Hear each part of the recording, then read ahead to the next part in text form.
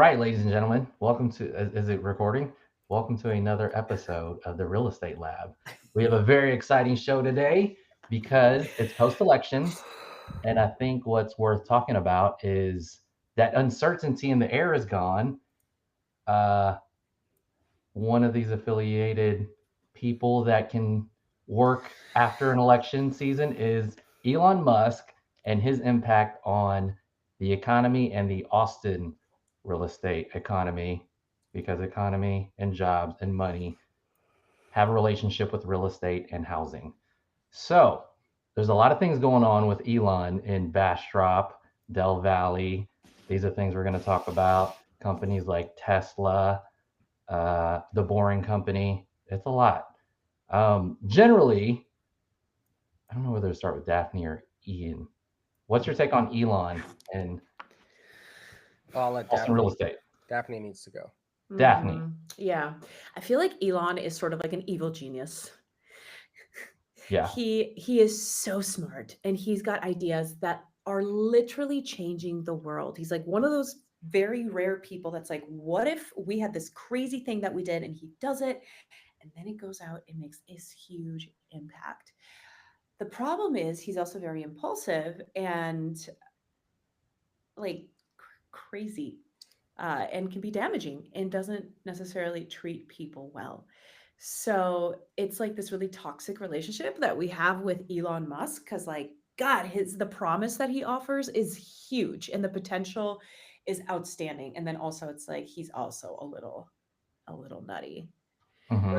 But are the toxic relationships the most fun? No, You don't have to. I was gonna say you don't have to answer that. I'm out. I'm all the way out. Fun for a little bit. Yeah, no, I mean, I love it. Yeah, like, just I guess to wrap it up really quickly. I love Tesla. Like, I'm a huge fan. It's once you go to Tesla, you never go back. So that's what I think. Ian, What's your thoughts on, like, how does he affect real estate in Austin and his companies? is that open or is that for me or eyes? For you, and then I'm sure Ian has a lot to say because we all have a lot to say about this guy in Austin. Yeah, I honestly don't know that I'm the best one to ask about that, only because so when the Gigafactory opened up off of Highway 130, it's right by Del Valley. And let's go back in time. I think we've talked about this before on this podcast, but in like 2013, 2014, when the Coda Trail Coda track. Racetrack. Oh, Yeah. yep. When it opened, there was so much buzz about that, and people were so excited. And they're like, "It's going to change the landscape of Southeast Austin, and it's going to grow, and all these things." And honestly, not much changed. And then there were even talks about, and there were even talks about like not closing it down necessarily, but yeah, Ian. Well, I was gonna say, how many people come for tourism for F1? Like, so maybe I don't know. I think with that track, you had MotoGP, you have F1, you have the go-kart track. Like, you have people that go there. Yeah, people go there, but like nothing really changed aside from now there's this big track there, and there were a couple of new construction communities, but that was about it. They don't still have. Yeah, you look like you're. Well, I was thinking the traffic, like the purpose of a track, is way different than what we're getting into with Tesla. Like it's not supposed to have a lot of people come here, right? Well, like, how many people are going to move here because of a soccer stadium? Right. Well, here's another thing.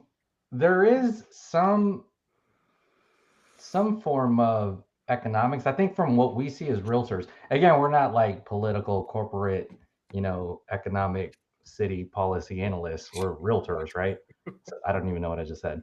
But it's an interesting topic because we kind of like feel the flow to a degree, but I'm assuming there's like jobs provided, like they have to construct these things, then right.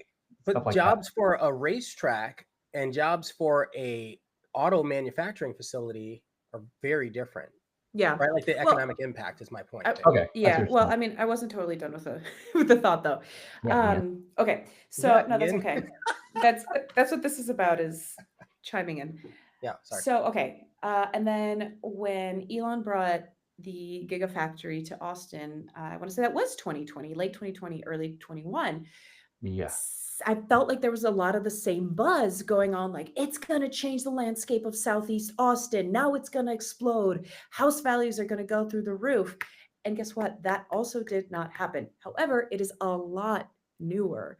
And I think Elon is way more powerful, like Ian said, than a racetrack. And it'll be interesting to see if that part of town changes because there is so much land over there. And I feel like because home values are very affordable in that pocket, there's a lot of room to grow. And hopefully it does because they literally don't have anything over there. It's like the airport and then like a couple gas stations. The end. Ian, how does Elon Musk affect Austin real estate? I feel like a lot of things have changed, but it's been kind of under the radar, right? Like if you watch all of the articles that come out that are Tesla focused and related to Austin, it's a high volume. Where before that, what did you have, right? And then all the communities that are coming out, sure, they're I guess I'll say manufacturing centric. Wait, what were you as saying the about price point goes. Tesla focused? Tesla focused articles. Okay. Like if you look at a lot of the articles that are online, there's so many that are revolving around what's happening with Tesla and or some of Elon's companies specifically in Austin. Right? So I don't know. Let me give an arbitrary number. Let's say 1 out of 15 articles are related to that. Right.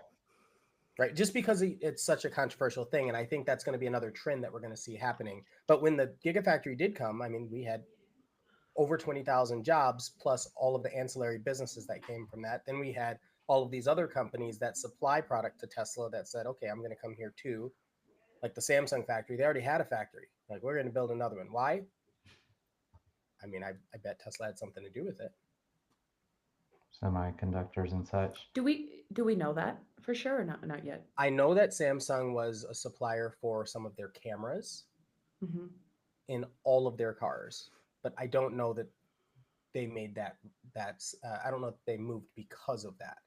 But if they already have a factory, what is their purpose here? Right.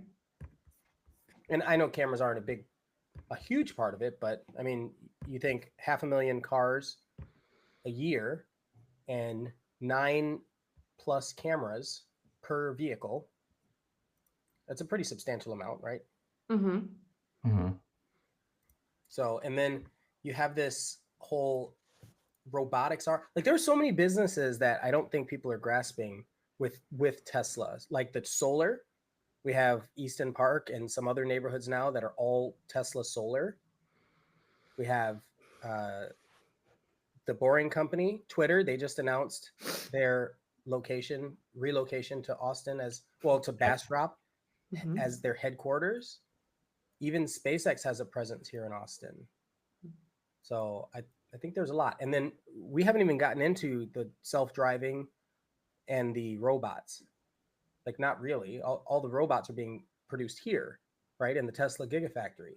So once that rolls out in the next year or two, I think it's 2027 was the release date, the anticipated release date. That's all coming from here.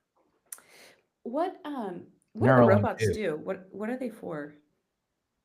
Think of it as a task manager that actually manages your tasks. If you say, hey, go get me a drink of water, imagine having a maid at your house that you don't have to pay and that never gets tired and that has the similar dexterity to a human, but it's programmed by Tesla like a car. That's great. It is. But I mean, that's the kind of thing. So think about this. So like, let's fast forward 10 years. And obviously I don't know what's going to happen. I'm just going off of the projections of things that are said, but fast forward 10 years, you have a driverless car, show up to your house, pick up your robot, take it over to HEB to get your order and maybe go do a couple other errands, drop off your dry cleaning, all that sort of stuff. And then all of a sudden it comes back and maybe it takes your dogs for a walk. It sorts all your groceries and puts them in the refrigerator, and then it makes you a meal, all while you're either sleeping or working or enjoying time with friends and family. I have questions about the robots. Are they allowed to go in public? Like they're allowed to walk, or do you have to keep it in the house?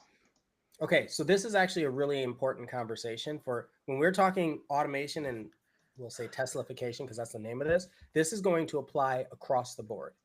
The government doesn't have rules in place for this, right? Kind of like full self-driving. They have to give approval. So if you do have robots that are walking around, what does that do to us? And we've all seen the movie I, Robot years ago, right? We've all seen that movie. Mhm. Daphne, have we seen I this don't think movie? I have. I don't think I have. No, but my God. I'm not Okay, I'm not a big Daphne, movie person. Daphne, please, I will buy it for you. Send it to you. With your Anybody robot. who's watching this stream, if you've not seen the movie I, Robot, and you care at all about any of the robotics that are happening right now, I implore you that it's a good one to check out, just for perspective, right? Like the good and the bad perspective of this kind of stuff, specifically related to Tesla and Austin right now, right? But yeah, the idea is that they're not people and not sentient that we know of, but the idea is that they can go out and do the things that we don't want to do, all the tedious tasks. But then if they do that, now we're talking about more jobs. Like, so right now there's an influx of jobs because of things that need to be built. But then once you have all this autonomy with robots and cars and vehicles that drive themselves, how does that impact the jobs of the people that we have right now that are doing Uber and DoorDash and maybe working in factories? You know, and then add that to ChatGPT and anything else. Like it's a lot. It's a lot. I think there will still be new jobs created though. One of the things that like people say a lot, which I find frustrating with AI, is that like, oh, AI is going to replace humans. No, it's not ever really fully going to. I don't think, not in our lifetime. Could it? Maybe. Will it? Probably not. Because even if like it's smart enough to do certain jobs, there will still be new jobs created that humans need to at least be like oversee. Well, did we see this with the Amazon? Right, a lot of And Amazon warehouses have robotics, right? And how has that impacted Amazon? Like they've gone through a fair amount of attrition, what is the word that you just said? Attrition? employee loss, Okay. where they don't have to rehire because they have robots in their place. I mean, we're down this. They're printing homes on 3D printers. What does that do to every, like there's approximately 111 jobs that are used to create a home from scratch. And now you have a 3D printer that can just print them. So for all these homes that are going up across the country, you know, once that grows to scale, all those people, all your painters and your construction workers and your bricklayers, it's all gone. So then what? I think it would be quite a while before that were to really happen, though. That's what they said. Yeah. No, go for it. Go.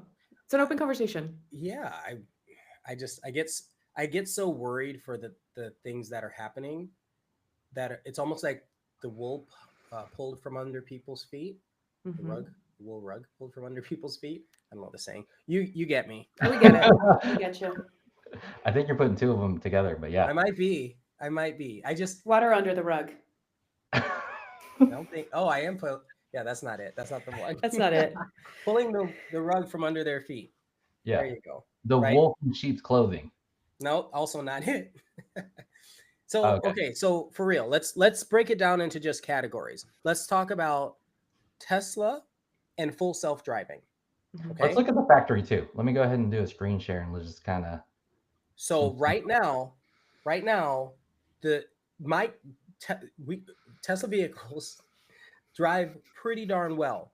Waymo isn't even in Austin right now. I just tried calling one just because I wanted to compare it. And so Waymo is another self-driving vehicle. When I was in Vegas, you just see them driving around all over the place by themselves, nobody in the cars. You see that in Austin too. Well, now imagine a fleet, because Austin has so many Teslas. Now Wait, what did you imagine, say? say it again.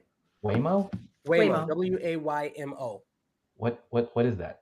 It's a self-driving service that is investment backed by Google, and it's a direct competitor to Tesla, but on a smaller scale. And the difference is Waymo, yes, they have sensors, but they also have these giant cameras on top of the cars and all these other things that are protruding out. It's quite ugly and quite expensive. I heard I was talking to an insurance person, and she said, yeah, those cars are like $250,000 each or something.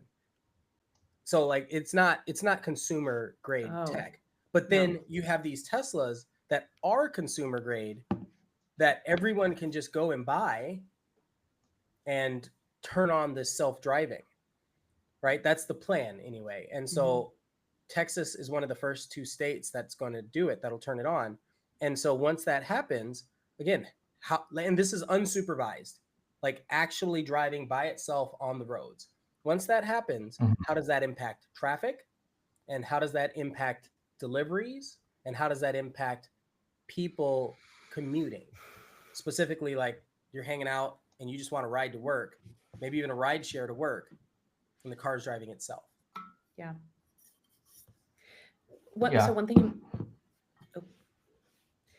I think mentioned that about the debate on jobs changing is happening. Maybe the speed can be debatable, but it's definitely some movement in one less driver, one less Uber driver, one more automated vehicle.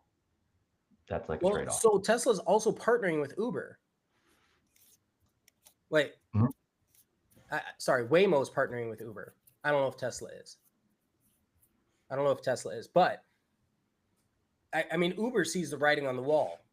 If they don't do partnership or collaboration, they're going to lose market share. So it only makes sense to work together. I was actually driving down the road and looked out my window and I don't know if I'm supposed to tell this, but I see these women in a GM vehicle that had a couple cameras sticking out, and they pulled up next to me and they rolled down their windows and we're sitting there chatting.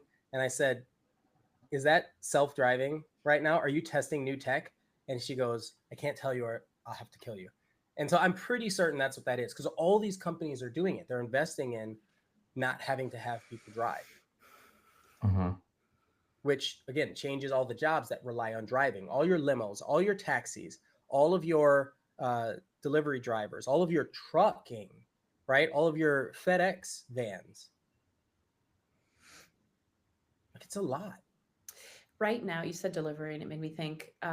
One of my girlfriends has a daughter who goes to school in Houston, and I'm friends with the daughter too. She's like 22, 23.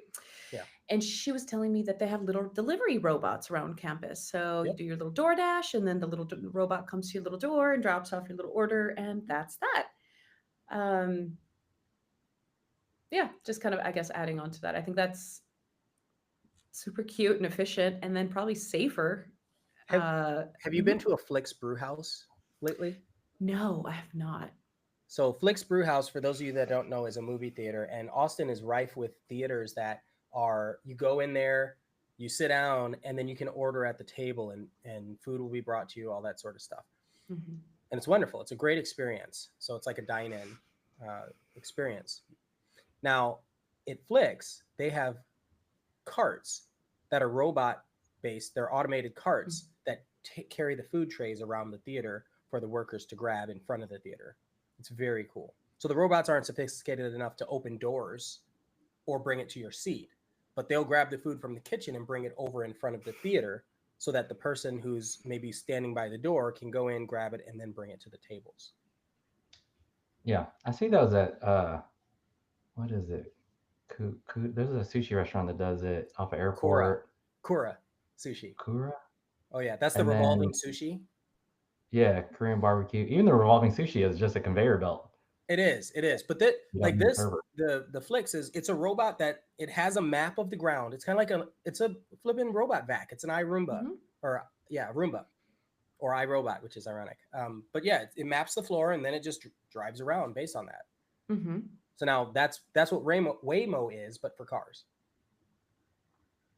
That makes sense. Yeah. Yeah. Okay, so I'm thinking about how Elon's setting up shop in Del Valley and Bastrop. Yes. And we got the Tesla There are factory. multiple companies in Bastrop. Tesla, Yeah. Boring Company and Twitter are both in Bastrop. X. X. People call it Twitter. X. I have to call it Twitter because people don't know X. They don't I say agree. it. It's still Twitter to me. Yeah. Yeah. I can see that. Yeah. We, It's what Elon is trying to do, and I don't want to get ahead of the conversation if we're not there yet. But what he's trying to do in Bastrop, I think, is interesting. However, it still feels pretty contained. So at the SpaceX, we'll call it a campus. He's got Snellbrook, right, which is where he's got the live. He's got basically modular homes that they are building there, and I want to say they're going to build up to 110, so that Tesla or that his employees that work at Boring Company can live there as well. And we had kind of touched on this in a previous can we episode. pull something up for that neighborhood? Yeah, I'm looking it up right now. All right, cool. Let's see. Just because you were saying it, Daphne, I want to make sure that people see it. Yeah. Definitely. So yeah, so he's got the Boomtown one is good. I've looked at that article before. So yeah, he's got Snellbrook there in the SpaceX campus, and then across the way, he's got the actual SpaceX building, which I believe is 500,000 square feet of space. Now this is in Bastrop, right? Yep. Yeah. This is Bastrop. Right. So a new neighborhood. So we're talking about how this impacts Austin. So we've got a neighborhood just for workers in Bastrop. This is Yeah. reminiscent of what Henry Ford did Yes. with his workers, right? And Mhm. Samsung, I believe, here is working on this as well in Taylor. So map wise, what you see is Tesla, and then a 30-minute drive east, and then you're in Bastrop at the Boring Bodega, which is part of the Snellbrook, part of the Hyperloop Plaza. Yeah. Yeah. Yeah. Well, and that now add to this, you have these two companies. One of them drills tunnels for a living. Do you think that they're going to do that for the Tesla Gigafactory? Probably. Do you think they're going to do that for the airport?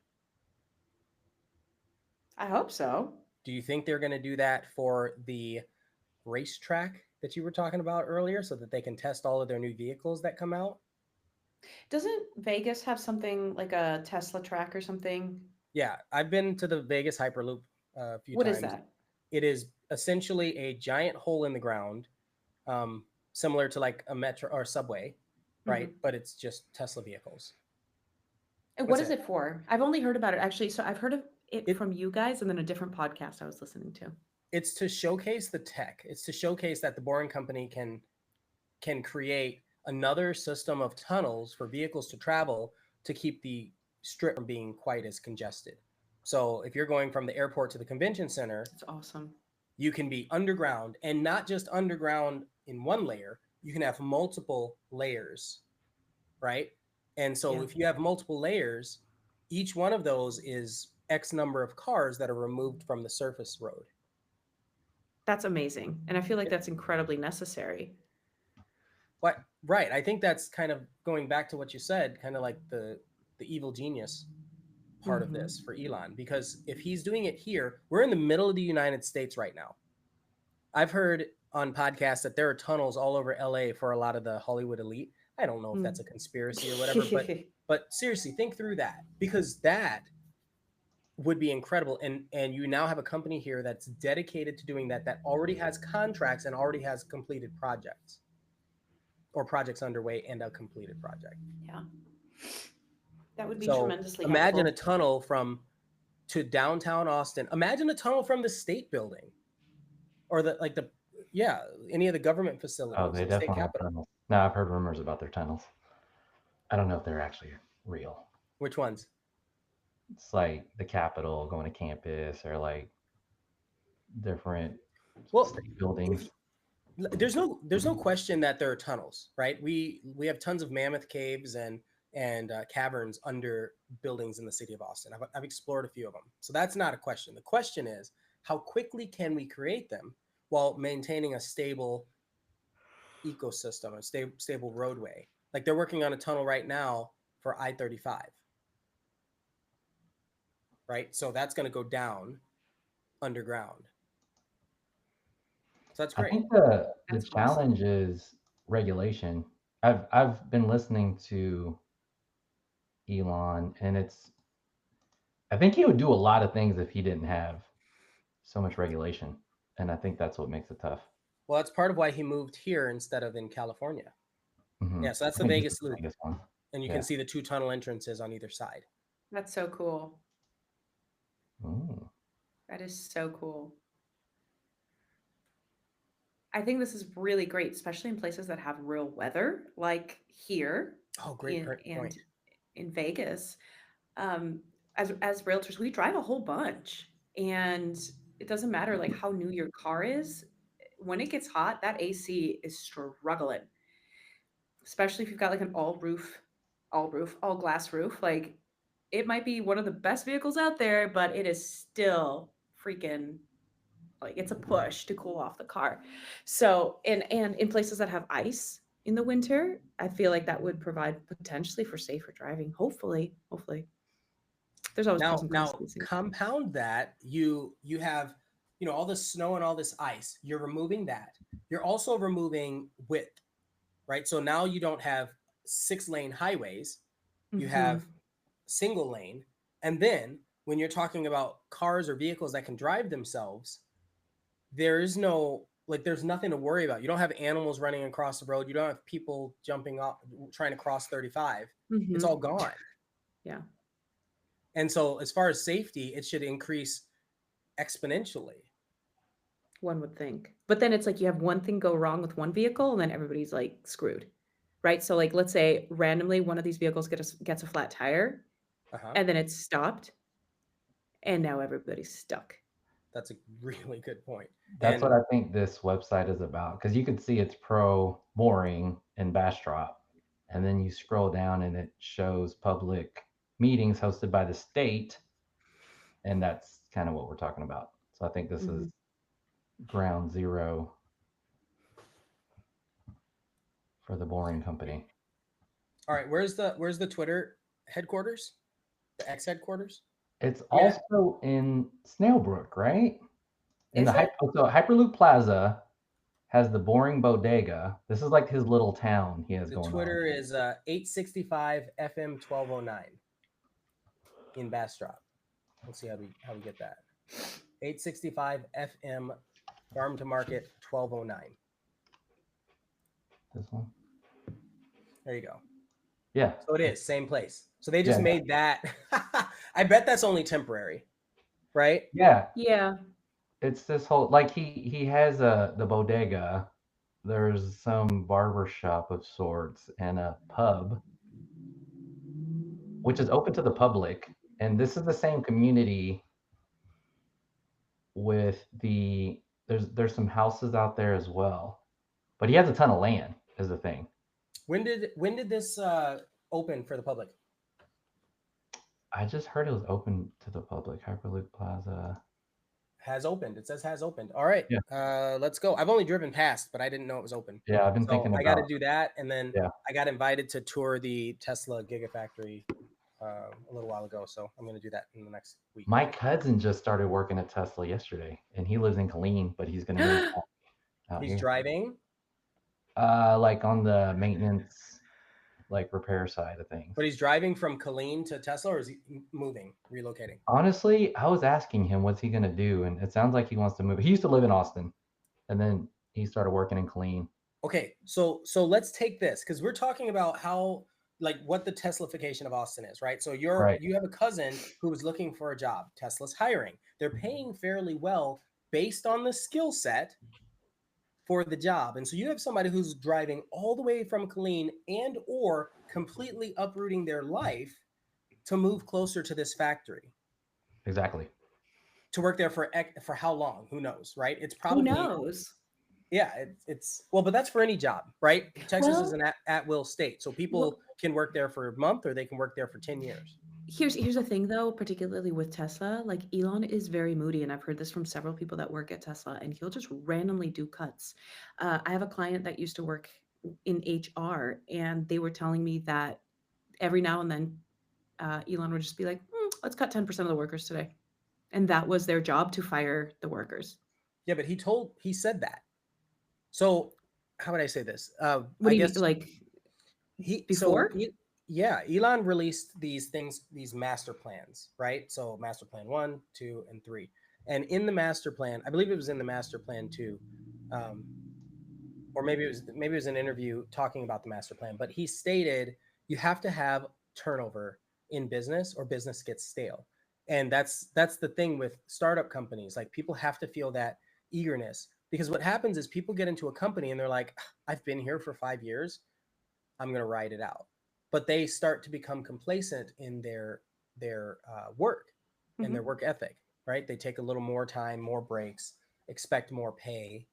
And that doesn't mean their skills aren't increasing. I understand it's both good and bad. It's both of those, but it's bad for people that remain complacent and just want to ride it out, for a company, like from a business perspective, right? Because this company can bring in new talent, new ideas, and pay less and rapidly increase their output. Definitely. No, and I totally see what you're saying, and I agree with that. If you get too comfortable, you're not going to grow, and that obviously applies to employees as well. But this is the Pareto principle. You have to shed people like that. From what I heard, yes, I've heard that before. From what I was hearing is that a lot of the people that were being let go weren't necessarily underperforming, and I don't know, it's a lot more nuanced. But point being, it's I guess your position is going to be always a little bit shaky. It seems like, if you're in Tesla, that's the only point I want to make.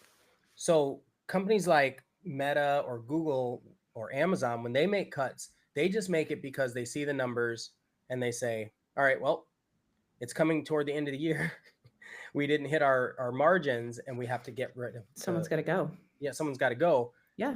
And the challenge there is they have to randomize it to an extent. Even if there are people that are performing extremely well, they have to randomize it to avoid lawsuits. Right? Because if you say you're going to pick out people that don't hit their merit, then people start coming up with all sorts of reasons why they were let go over somebody else. Like, well, you didn't give me a chance, or you didn't train me well, or some other reason. But if you just cut it across the board randomly, then nobody can pull that. What's interesting is I live in Pflugerville. My next door neighbor used to work at Facebook. He had to go back to the Facebook office in California. So he rents out his space. I help out. And then move in somebody that started working for Tesla because they left Ford. Yeah. And then he was setting up the Gigafactory when it was new. Then he got burnt out and went back to Ford, left state. But his family stayed here because he has like adult children, and his wife was like, I think they knew he was kind of feeling it out. And then he comes back to Tesla recently. Well, notice you said burnt out, right? Because that's the thing. Oh my that's gosh, the culture guys. We're in right now. He was like losing weight because before, at the factory when it was new, it was before they had I think cars within the factory to go back and forth, and he was like walking all over the place. Oh wow. It was wild. Wow. And he got really thin. And yeah, but that's yeah. Isn't that okay? This is about to sound crude, but isn't that what Americans need more of? Absolutely. We need more walking. Absolutely. Like, I just came back from Medellin, Colombia yesterday, and not everybody, but so many people there are just thin and fit because all they eat is fresh fruit and walk around all the time. And I'm not saying that is or isn't what happened with your friend, but like, I like that he has to walk around a lot. And if it's not him, then what is it? It's robots. And you know what? In the end, he came back. So there was some, but this is kind of what we're talking about. This reads July 2024. Tesla posts 800 job openings after biggest round of layoffs in company history. So in company history, that's really important. They said, we're going to build this factory, and then what do you expect to happen to all these employees once the factory is built? They don't need employees to run it, right? Because it's all automated. So this shouldn't be new information. This is a project. This is a project management scenario.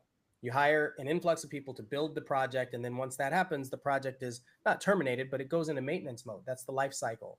And so it should not have been a surprise that people were let go. But then to post new jobs, that's surprising, right? To post that many new jobs, unless those jobs are different skill sets.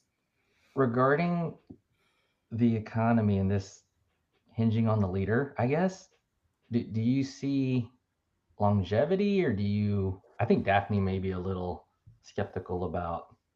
Oh, yeah. Everything I say, Daphne's face changes. What do you mean? What do you mean? I mean, like, you think this guy, like, let's say Michael Dell's had a long run in Austin. Yes. Right. Yeah, but and you know affects that the economy here. You know that history. Michael Dell was building all these great things for Austin, and then he's like, I'm done. I'm getting out. Sold his company, Right. and then it became trash. And he was so upset that he did it, he had to buy it back to fix it again. Right. So do you think Elon could do, like, how long do you think these companies are going to be here? And again, we're not like the biggest analysts. We're just realtors talking about economy. Well, here's what I know. I know that Tesla is the only one that's public and beholden to shareholders, where the other ones are all private equity. So they can be built slower, more effectively. You don't have to cut people the same way. You can hire different types of talent. There was really only Tesla that does that. About the new AI over here. Where was it? Tesla's Cortex. So, okay, stop right there. Where it said Tesla's Cortex, 50,000 NVIDIA GPUs. It's one of the number one purchases from NVIDIA, which is another Austin, like they've got a presence in Austin. They're a semiconductor company, right? What if Samsung thought that they were going to get that? Like they were going to get that contract? I don't think so, but maybe they might be vying for a future opportunity. It could be. That's a lot of GPUs to run. I believe this is to run the neural network for the cars and the robots. I believe that's what that's for. It says massive AI facility, Giga Texas.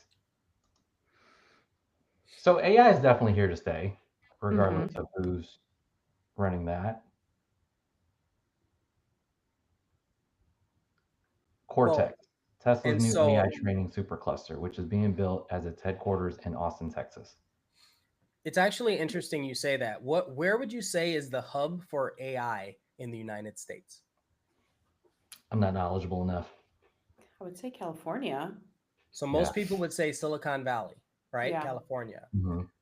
Elon made a statement, which is kind of an interesting statement. And then Kathy Wood, which is the woman that you saw a couple articles ago, you just kind of saw her face with her mouth open and the glasses. Yeah. She's a major investor in Tesla products. They both said that Tesla is actually a leader, or if not the leader, in AI. And they're headquartered here in Austin. Yeah. So right now that means AI, if that means the leader, if this is a true statement, the leader of AI is in Austin, Texas. There's also different angles of AI. I think they're talking about the AI in regards to, like, they're watching all the robotic vehicle AI technology of a driving vehicle. Well, so okay, you have and the images that cars that are that have tons of cameras, millions of miles a day or whatever it is that they're absorbing information, data. Then you have all of these robots that will also have these cameras that are being released and walking and talking and having conversations with humans using AI. And then, did you know X? Have you seen or used Grok? Oh yeah, that angle of AI, like a ChatGPT basically. It's like ChatGPT, except it uses Twitter. The difference is ChatGPT is closed source and it's controlled by Silicon Valley.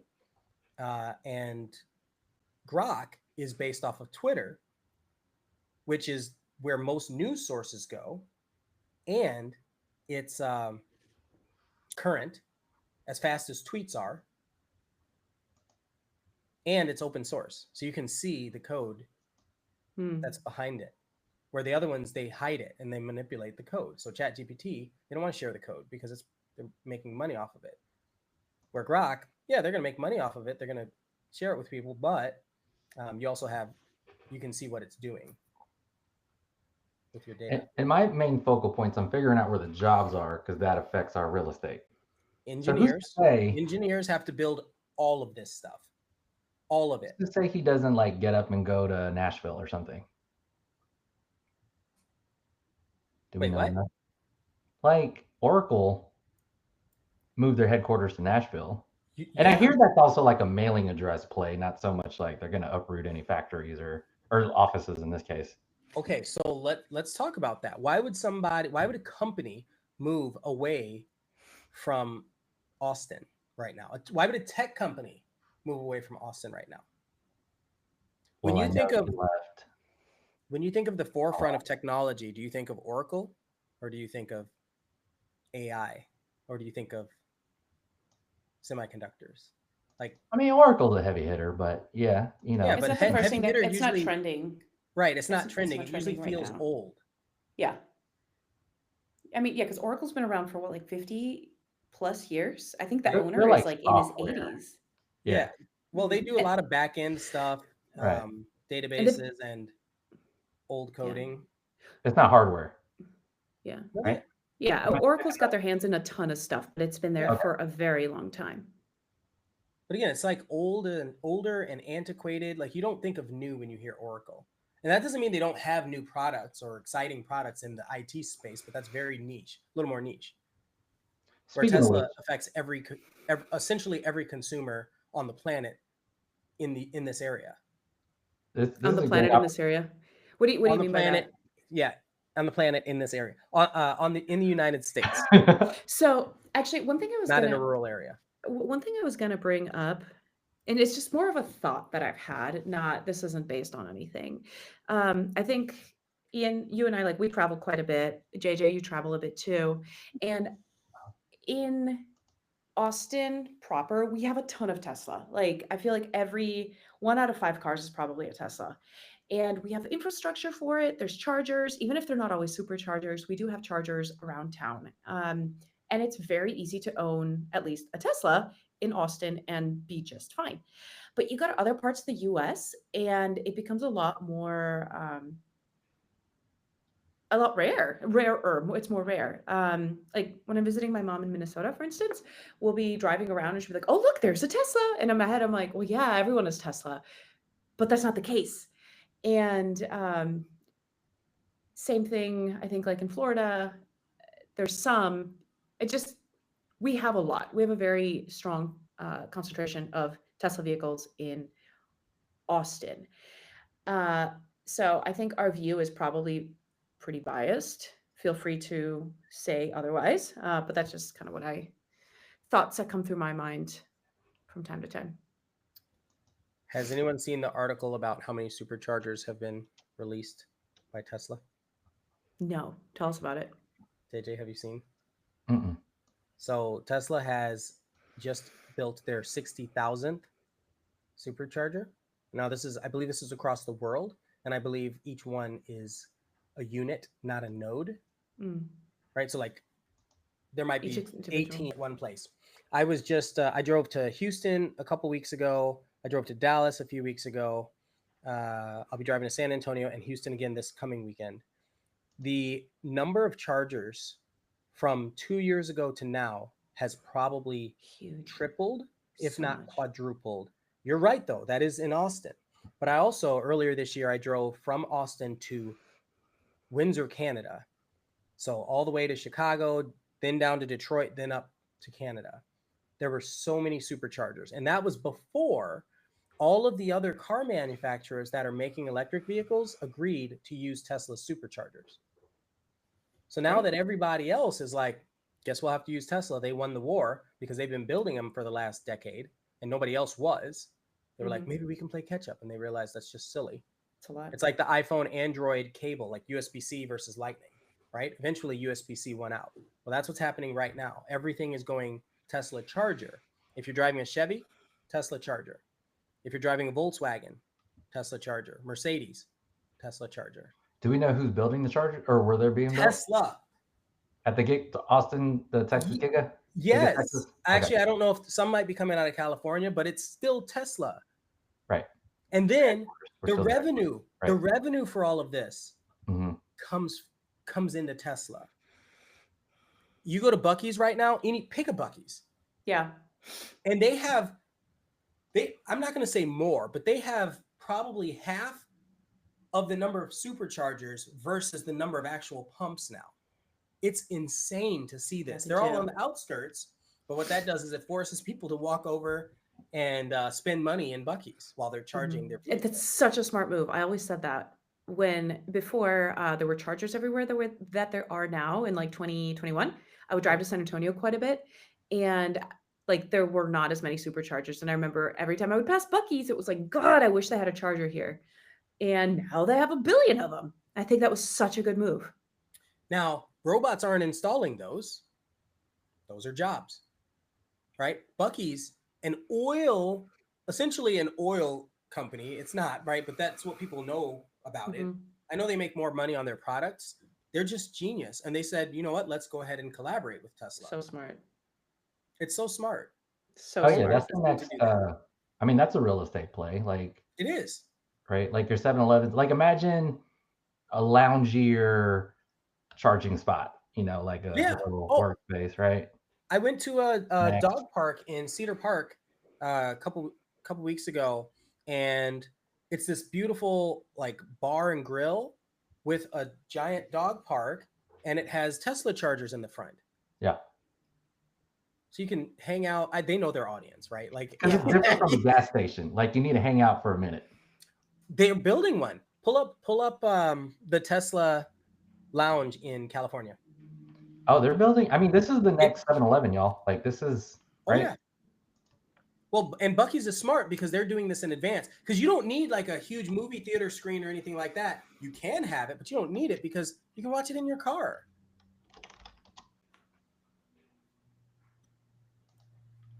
So you think Austin's on the front end? It's kind of like, remember how Dell computers were like in all these schools and they hit all those contracts like in the 90s? Yes. That was the whole thing. You know why they hit all the schools?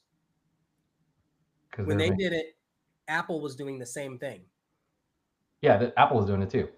So, you know, I'm trying to think of like if you're in Round Rock in the like 90s, if you looked at the economy and you're thinking, Michael Dell's about to make this city pop off. Yes. Right? Yes. So this is the way. And now you have Dell Children's Hospital. You have Dell Diamond Baseball Stadium. Oh, you have all these other companies that feed into Dell, your VMware and all these. Your Best Buy was pretty much supported by Dell. Like it's all Dell. The only difference, real quick, the only difference between like that Dell Valley area and the Giga plant and Dell in Round Rock is that I think a lot of the people that work at both Dell and Tesla are probably a similar skill set, similar place in life, probably either like a young couple or they've got kiddos. However, the Dell Valley area, the schools don't have a good rating. Round Rock is known for its really good schools. So I think that gives families at least a lot more incentive to go there. Because I love that. I actually love that play. We'll talk about that in a second. JJ, can you go back and pull up the Bloomberg one? I think that had the one you were looking for. They're all different. There's one that looks like an airport lounge. That one right there. There's one with sushi. And right, they're building a bunch, but start with the Bloomberg one. Yeah. Airport lounges are good. Uh-oh, not a subscriber. They're all trying to charge me these days. He's not charge so much, right? Wait, what? I don't remember a lot of subscription websites. I'm sharing it. I got this. But please hold on to that question because I really want to talk about that too. Daphne, about the education system. So this is current right now. The Tesla diner, and then that's a movie theater. Oh, so a giant movie screen, Oh, cool. You've got this cool lounge setup and a bunch of Tesla chargers around the way. And so you go in, and this is like a gas station, like a Buc-ee's.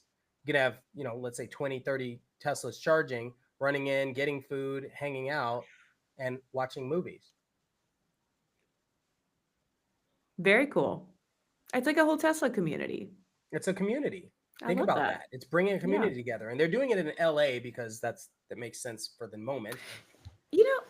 I think it's interesting that it's in LA, if I may really quick, just because property is so expensive there. I think they already had the property. That's the difference, right? Like they probably Okay. had it for many years. Yeah. Or you They're team like, well, up we with got to the do property something owner. with it. Yeah, I'm just very curious, but cool. One more company I would like to share that we didn't even touch on. What's that?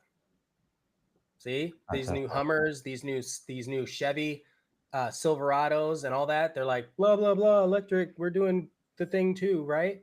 Mm-hmm. Elon Musk's original master plan was, I want to help expedite the electrification of vehicles across the United States. So now you have all these other companies that are now doing this to try to keep up with Tesla. And now they've all agreed that they're going to use Tesla chargers. Like, it's falling into place. It's almost scary accurate. The timelines might be a little off, but it's scary how well it's falling into place based on those visions that he put out. All your Hummers, all that stuff. Yeah. It's a cool concept. And it can be done by anybody. But who has the capital to do that right now? To build a bunch of these for their cars. Rivian doesn't do it. I was at Rivian, which is right next to the Yeti. The Yeti home store in South Austin Congress? off South Congress. Yeah, so right next to Yeti is the Rivian little showroom. Which is a great, like, those are really cool places to visit. Yeah, they're beautiful and they can sell a great amount of cars, but they're also going to be using Tesla chargers. Right? So it still funnels into Tesla growing in Austin. I would like to bring on, I feel like we should have a tech guest that's kind of watching the jobs and stuff. I like that. Yeah. That's a really good idea. So another company. Okay, so no. That's actually a shout out. If you have anybody you think would be great to be on here, we had Farzad on the Real Migos a little while ago. He's a guy that used to work for Tesla as an engineer and then ended up leaving and then basically going full YouTuber, and all he talks about is Tesla stuff.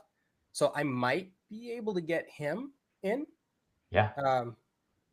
But so he could be an example. But if you have anybody else, if anybody's watching this and you have somebody you think would be great to have on here to talk about specifically how IT in Austin is changing and evolving, we would love to have you. That'd be really cool. That would be great. That would be such a cool guest to have. Lastly, the other company, which we didn't really touch on, is Neuralink. Yeah, they don't have they're building a site. I was going to say they don't currently have a presence. Yeah, $14.7 million site in Del Valley. So they just had their second patient, right? For Neuralink. 37 acres. So look at that. Look at that headline right there. Over 1,000 humans with Neuralink implants in 2026 is feasible. Let's say it's only 500 people. You have 500 people that are walking around with Tesla stuff in their head. Mm-hmm. And driving around with Tesla vehicles. And at home, they have Tesla solar panels, Tesla generators. We haven't talked about the generators. Ooh, yes. Right? Yes. And then the wire. So now homes. So Tesla just secured a patent for the wireless charging pads to go in your driveways. So when you pull in, you don't even have to plug in your car. Mm-hmm. And then you have the robots. Side note, if I may really quick, I actually have a client that is in the process of buying a basically fully Tesla home. He's got the Tesla roof. He's got a generator. There's Tesla chargers in it. He's getting a killer deal on this house because it's really over upgraded. But yeah. I had that exact house. I ended up selling it, but it was a killer deal. It was really I wish awesome. we would have. I wish your client would have looked a little sooner. It's perfect. Where at? It was in Easton Park. Oh, okay. Yeah, he's got to be in Cedar Park. Oh, I see. Okay. So anyway, yeah, it was very cool being in that house, and it's finished out like Euro modern too. Anyway, I love it. I digress, but yeah, very exciting. No, that's great. That's important. So It now, is. all of the they're releasing the Tesla batteries for the trucks. So you have a truck, you pull up to your house and you plug in. If the power goes out at your house, your truck runs your house. Yeah. So you told us that I don't know, a couple months ago, and I've been telling everybody. Like, this is so cool. Genius. Like these So little smart. things are such big things. Huge. Every time, like you, do you have a puppy, Mm-mm. Daphne? No, Okay, so you haven't used dog mode, but I dog do mode, use dog mode. you still use it? That's what I Yeah. mean. Like imagine, so keep the pup. I have the puppies in the car. I turn on dog mode. I can go in and shop or do whatever. The door, everything's locked, completely secure. The temperature is regulated, and it has a little thing on the screen that says, "My dog." Don't worry. Yeah, not it far says I'm in. good. Take it one step further. I can pull up my app. If anybody's been near the car, if anything's going on with the dogs, if the air turns off, I get a notification. And I can see inside the car and see that the dogs are okay. Austin is a very dog-centric city. Absolutely. And Yeah, these are these- things the- that people that hate Elon or don't like Tesla aren't even, they don't even know about it. They have no idea. They have no idea. Camp No mode, I'm idea. going camping this weekend.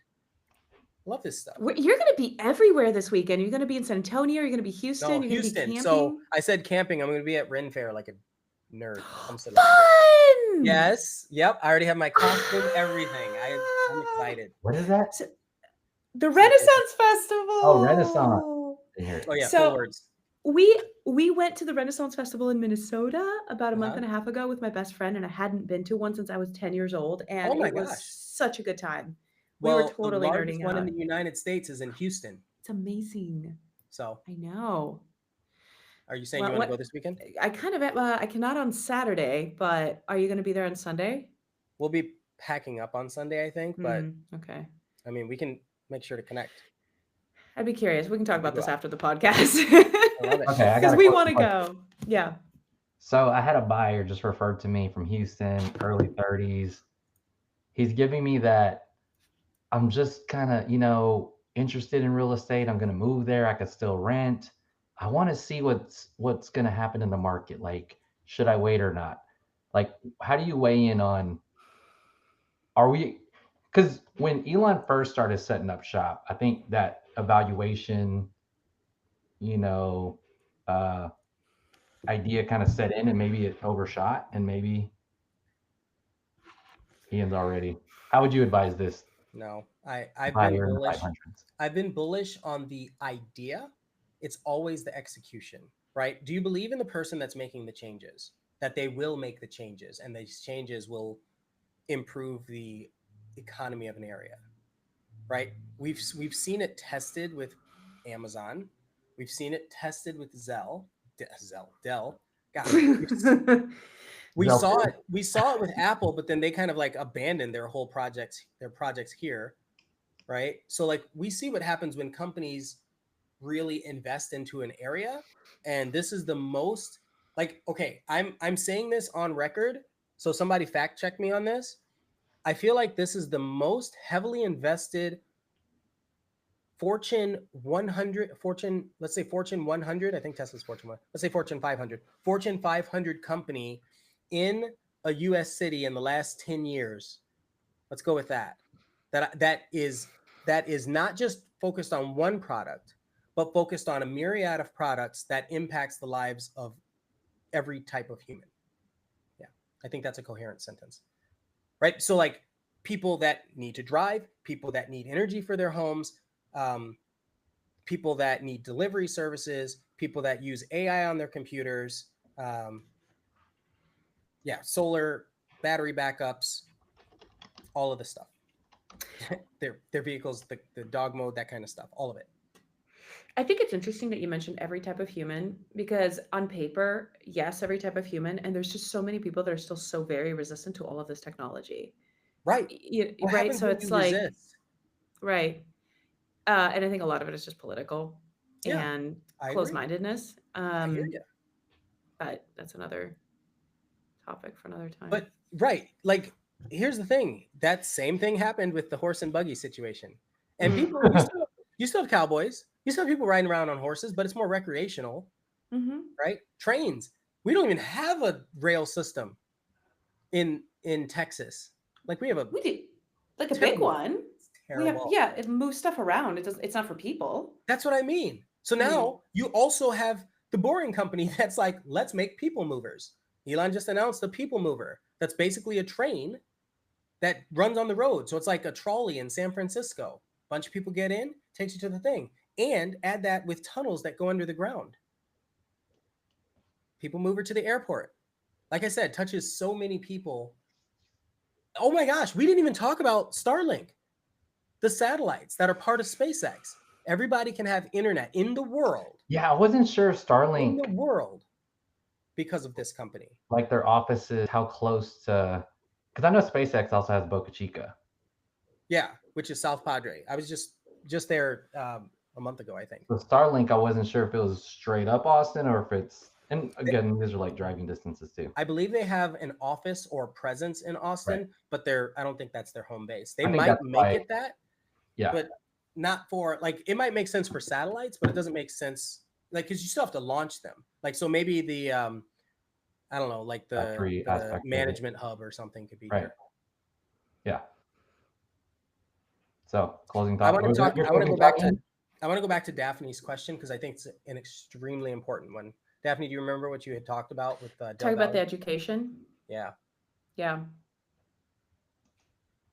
Yeah, well, I mean, it's like, so we saw this massive growth in Round Rock when Dell became a thing in the late 90s, early 2000s. But Round Rock's always been known for its parts of it for its highly rated schools. Del Valley doesn't even come close to that. Right. So here's my follow-up question. Mm-hmm. Do you think that if Del Valley now has $1 trillion company, that the tax money, if used correctly, will improve the schools in the area? That's a huge question, right? Like, if used correctly. That's always the question. Right. I think you used correctly. Yeah. Right. So it depends on who's elected, which goes back to make sure you vote and pay attention to that kind of stuff. If you're local politics, right? Mm-hmm. Policy, people. The Local. Policy. Yeah. Local. So if you're in Del Valley and you have kids or family there or are thinking of moving there, so like your friend that's moving from Killeen, I don't know if he has kids. If he does, he needs to think about this. I'll plug an area if you don't mind. Say it again. You what? I'll plug an area. I would say just move to East Pflugerville and commute.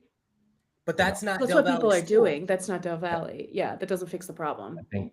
And that's what people I'm have saying. to do. Yeah, for sure. From what I remember, didn't Del Valley start focusing on the robotics program? Like they added that.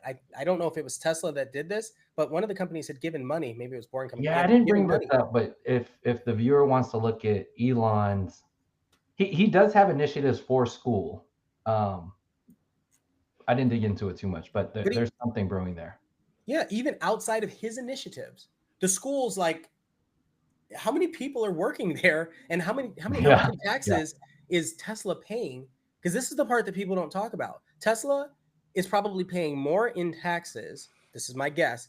Again, fact check me if I'm incorrect here, but it's probably paying more in taxes to Del Valley than almost any other company to any other city in Central Texas, setting aside the government and maybe HEB.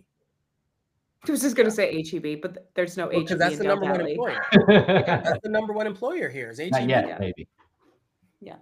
Right, but think about how much money is funneling through, and so now it's just up to the mayor, and I guess some of the state taxes will be impacted too. But really, it's up to the mayor and how if they're doing recapture, and they're taking that to put it back into Austin, or if they're investing a lot in the Del Valley school systems. And you have to be registered. I don't necessarily want to see a new football stadium, although that's probably what they're going to do first. And this is so local. Like you have to live in Del Valley and vote. Like we can't even call We that can't do it not living. Yeah. Isn't unless Del y'all are Valley also registered. where the Coda racetrack is? I think so. Yeah.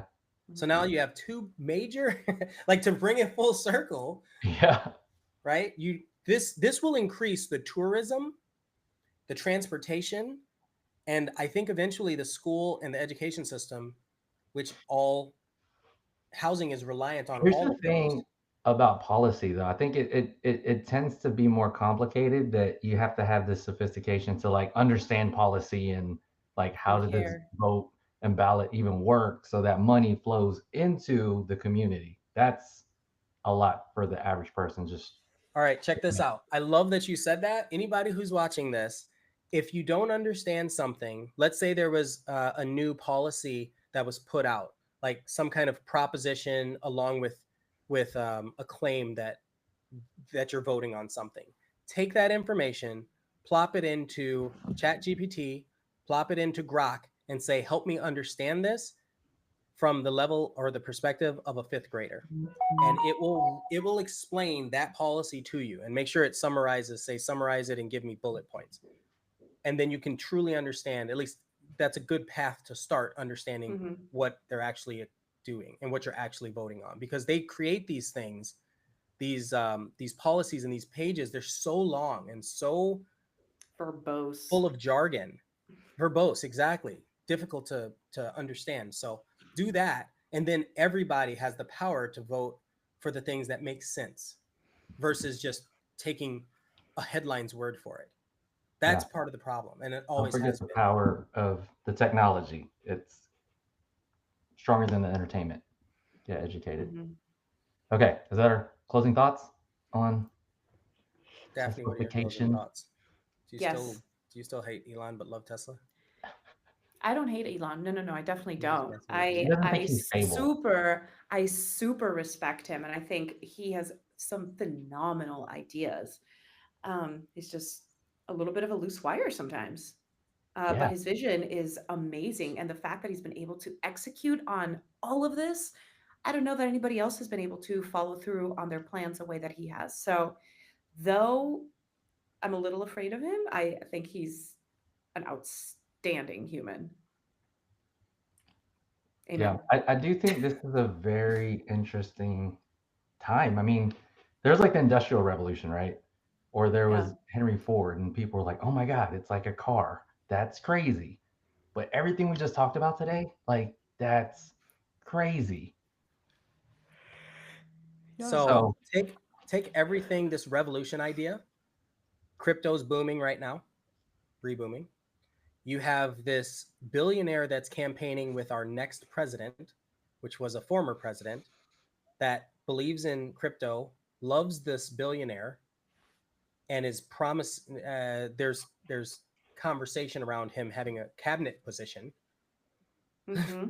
And one of the things I just watched Elon say, he said, we should, I recommend to Donald Trump that we should get rid of the Federal Reserve. yeah, I was gonna bring that up too because Austin is still the capital of Texas. So Yes. it's a political city, and this Yes. guy has aligned with the president, which is going to affect the capital. And Governor Abbott, right? Which is why he came here. They made the deal for him to bring the Tesla Gigafactory here. So it doesn't matter if you like the guy or dislike the guy. I'm talking about the governor of the state. They, Elon Musk and Governor Greg Abbott, are the ones that said, all right, let's make this happen. And now he's got the state of Texas governor. I don't know how many local politicians, and now the president, the future president of the United States, not in his pocket, but relationships, collaborative, great relationships. They're together. They're all very intertwined in a very weird cocoon. I mean, it's business and politics as usual, right? But that's what it is, right? To be in business means to be in politics, even if you want to avoid it.